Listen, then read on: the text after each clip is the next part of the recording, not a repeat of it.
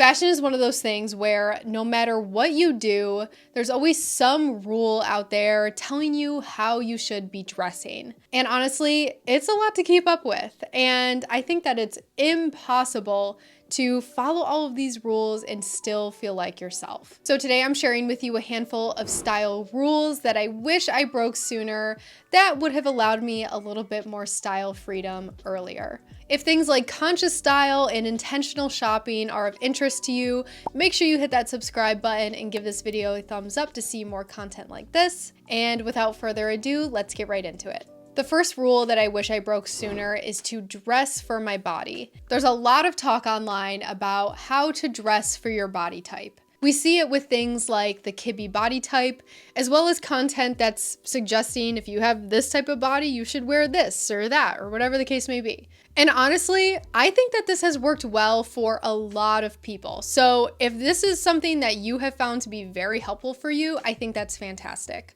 I think we should all focus on figuring out what style guidelines actually work for us and what doesn't. But for me personally, when it comes to dressing for my body type, it just doesn't seem like it's something that's really necessary for me right now. I do know certain things that I've just picked up from wearing so many different types of clothes over the years. Like, I know that wide leg pants really help balance my shorter height and my hips and my thighs. But I don't feel obligated to follow certain flattering rules every single time I get dressed. I've learned that dressing to feel good doesn't always mean sticking with what other people find to be traditionally flattering. I love oversized clothes. I love things that honestly I can swim in. And I'm relatively petite, I guess. I'm 5'3", so I guess I fall within that standard. And I've been told before that when I wear oversized clothes, they tend to swallow me and I tend to hide behind them. But the truth is, I don't really care. I feel comfortable in them. I like how they look on me. So I am definitely not about to give any type of oversized outfits up anytime soon just because I've learned online that they don't fit well on my frame. I do think there's a chance that one day my style might shift and I might want to look a little bit more into things that complement my silhouette or whatever the case may be, especially as I get older and my body changes. Things might change and that's okay. But as of right now, I'm just not interested in dressing with those rules in mind. I also advise you to wear whatever the heck you want. Throw any rules out the window that don't apply to you and just wear whatever makes you happy. The next rule that I wish I broke sooner is that if you like something, then you should buy it. It is so important to understand that you can admire an item or admire how it looks on somebody without needing to own it yourself. This mentality of seeing something that you really like and thinking to yourself, oh my God, I need to have it, it must be mine, is ultimately what is leading to impulse buying and overconsumption. And this is all the inner workings of our brain, right? We see something we like, we get a hit of dopamine, we think that buying it will continue that dopamine. This mentality is really where impulse buying and overconsumption really take hold. Just because something gives you a little quick hit of dopamine doesn't mean that you actually have to own it. I've said this a few times before in other videos, but I think it's really helpful. I like to approach shopping like a visit to an art museum. You can appreciate each piece of art without heading to the gift shop afterwards and buying an exact replica of each for your own home. I found that viewing it this way and having this shift in my mindset has allowed me to be more intentional with what I buy and just overall more mindful when it comes to my purchases. So next time you see yourself drawn to something and you're getting really excited about it, I encourage you to ask yourself, do I like the item or do I like the item for me? The next rule that I wish I broke sooner is sticking to one size. Just a quick heads up that in this section, I'm going to be talking briefly about body image issues and weight. So do me a favor, please take care. And if you want to skip to the next rule, you can do so in the timestamps down below.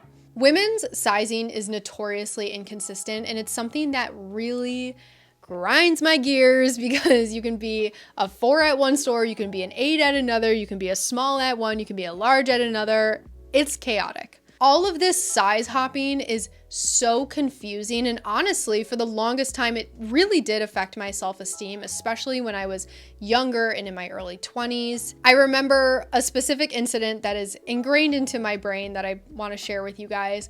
I was working in retail. I was late teens, early 20s, and this woman came up to me and was like, "What size do you wear? My daughter is a similar size to you, and I want to get her some jeans or something." And I told her, and she laughed in my face and said, "There's no way that you're that small." This was a time where I was in college. I gained the freshman 15 like many of us do. And I was feeling so confused and hurt, obviously, but I was really confused. I was like, am I actually this size? Or am I lying to myself? Am I trying to fit into something that actually doesn't fit me?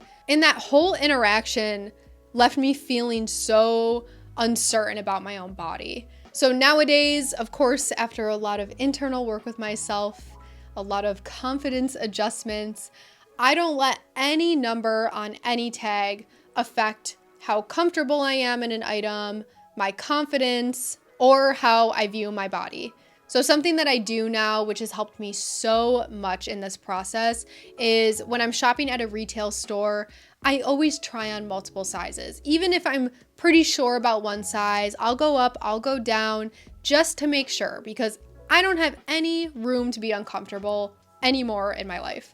Now, for the most part, I am shopping secondhand. So obviously I'm not going to be able to find the same thing in different sizes when I'm thrifting or vintage shopping. So what I'll do is I will look at the size below me and I will look at the size above me in those certain sections to see if there's anything that could suit what I'm looking for. So by giving absolutely zero power to the size and the number on the tag, I have found that my clothes fit me a lot better, and honestly, I'm more comfortable, both physically and when I think about how I like to present myself to the world. I know that a lot of us probably feel this way out there, and just know that I see you, I hear you, and I hope you can work on taking back the power that once lied in size labels. The next rule that I wish I broke sooner is don't repeat outfits. I honestly think that this pressure of don't outfit repeat, or this outfit repeating is bad whole movement, if that's what you could call it, wouldn't be as big if it weren't for social media, of course. I recently broke this down a little bit more in another video about how social media is sabotaging our style and how social comparison and outfit repeating really plays a role in this. I will link that above here if you are interested in watching. But because of these pressures, I feel like sometimes we think that outfit repeating says something negative about us. I would be completely lying to you guys if I told you that I didn't follow this no repeat mindset myself a couple years ago when I was on social media. But since I've stepped away from those platforms, obviously with the exception of YouTube, I have found a lot more freedom in how I dress, and I've been able to tap into really what I love without the fear of being judged if I wore it within the past 5 Instagram posts or whatever. The truth is that repeating your outfits and just wearing and embracing what you have is one of the best ways to be a mindful consumer. Constantly avoiding repeats would mean buying a lot more clothes, which is exactly what we are trying not to do. It's just not a sustainable way to go about having a thoughtful wardrobe. So if you have an outfit that you love, wear it as many times as you want. Wear it over and over again. Wear it on Monday, Tuesday, Wednesday, Thursday, Friday. Who cares? Repeating clothes and actually having fun with it not only cuts down on this need to go out and buy new things and go out and shop, but it also lets you really enjoy and make the most out of what is in your existing closet. The last rule I wish I broke sooner is that your outfit must match. For the longest time, I had this notion in my head that my outfit had to coordinate flawlessly, and it had to look so put together. But a lot of the more interesting and creative outfits that I've personally worn and outfits that I've admired on others often have a little juxtaposition to them. It's not every single outfit that I wear that needs to have this juxtaposition, that needs to look a little off balance, but there are times where I just want to embrace that, and I think it can be really freeing and really fun to put together pieces that might not traditionally go together. But for me, it's primarily mixing high and low pieces, or masculine and feminine pieces, or formal and casual pieces. So things like a really feminine floral dress with a pair of chunky sneakers, or even just putting two really oversized pieces that might not conventionally go together. I really enjoy doing this because I think it allows me to tap into a little bit more creativity that I really don't have otherwise. Like, I'm definitely not a super creative person. I'm very practical, very simplistic. But when I do have these little moments of inspiration where I'm like, I want to put this weird thing with that weird thing, or whatever the case may be, it does make me feel good and it makes me feel creative. So this is a reminder that your outfit does not need to match perfectly, okay? You don't have to look put together all the time. It just has to feel right for you. I would love to hear from you guys. What is a style rule that you feel like you've broken over the past few years or months or however long you've been on your style journey? I think sometimes we gather rules from the internet and external sources, and sometimes we come up with our own rules internally, which are definitely a few examples that I've shared in this video, but I would love to hear from you. Let me know what yours are and we can talk about it in the comments. All right, you guys, thank you so much for watching. I will see you in the next video. I am so appreciative of your support. I really, really mean that. And I will talk to you soon. Bye.